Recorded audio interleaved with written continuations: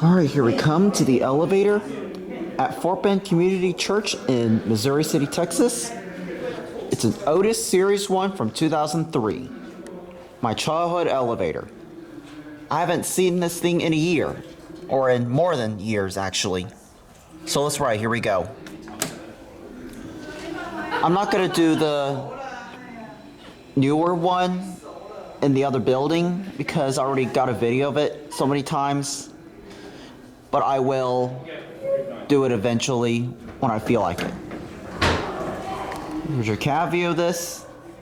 The only difference that is done is that they changed the bulbs. See? This thing looks very, very white now.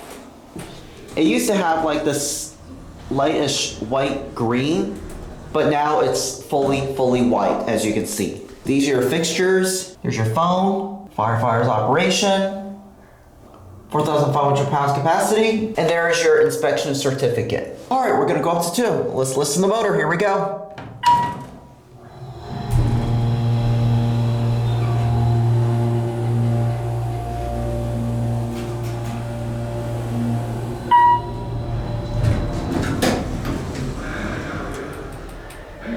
All right, let's go out on 1. Door close button works, I love that.